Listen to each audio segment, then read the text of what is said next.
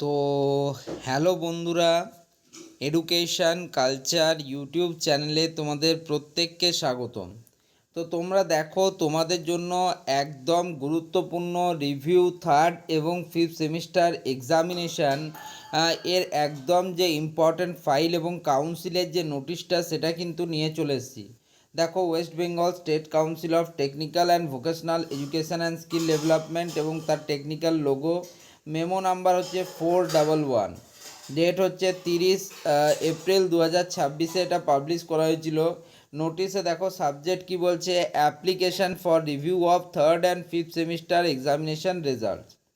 কি বলছে, students who appeared in the third fifth semester examinations and have been declared fail overall or declared back in any subject may apply for review of their answer scripts in accordance with council norms.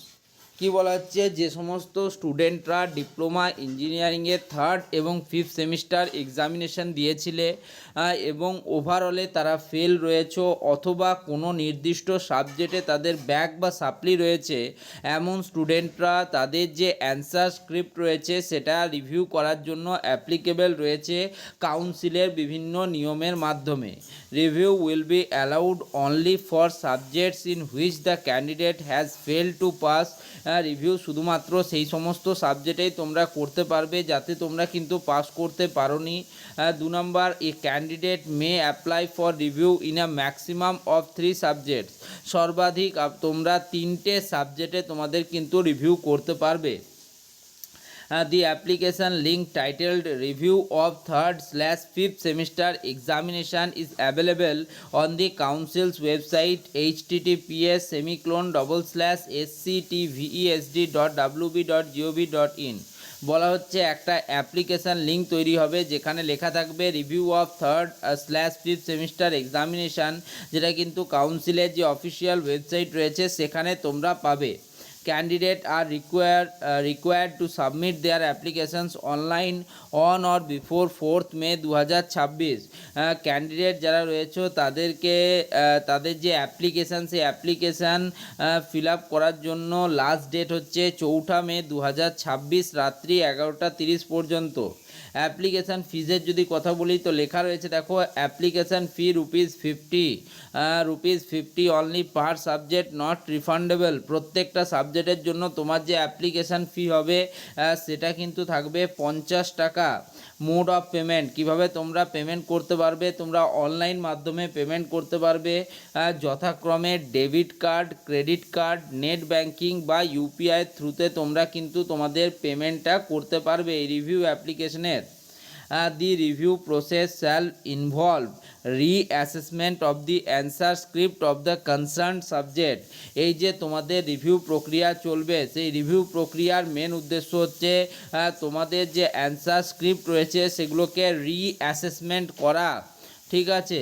The marks awarded after review will be treated as final. এই যে review প্রক্রিয়া চলছে এই review প্রক্রিয়া complete করার পর তুমি যে মার্কস পাবে বা তুমি যে নাম্বার পাবে সেটাকে কিন্তু ফাইনাল বলে গণ্য করা হবে and will be duly reflected in the marksheet. এবং এই যে তোমাদের নতুন মার্কস তোমরা পেলে রিঅ্যাসেসমেন্টের পর সেই মার্কসটাই তোমাদের যে মার্কশিট রয়েছে সেটাতে কিন্তু থাকবে। তো এটাই বলা হচ্ছে কাউন্সিলের তরফ থেকে। তো একটু যদি নিচে যাই দেখতে পাবে CAO chief administrative officer sir যিনি রয়েছেন তার কিন্তু সাইন রয়েছে।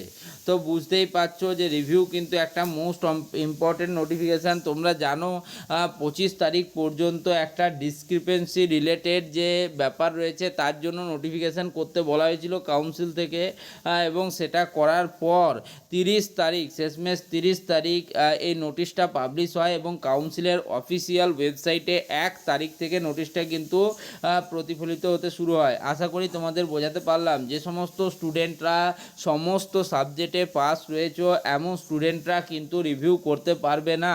শুধুমাত্র ওভারঅলে যে সমস্ত স্টুডেন্টরা ফেল করেছো অথবা যে সমস্ত স্টুডেন্টরা যে কোনো সাবজেক্টে ব্যাক বা সাপ্লি পেয়েছো তেমন স্টুডেন্টরাই শুধুমাত্র রিভিউ করতে পারবে। আশা করি তোমাদের এই ভিডিওটা খুব হেল্পফুল মনে হয়েছে। ভিডিওটা ভালো লাগলে ভিডিওটিকে লাইক করো, বন্ধুদের মধ্যে শেয়ার করো, চ্যানেলটিকে সাবস্ক্রাইব করো। ধন্যবাদ।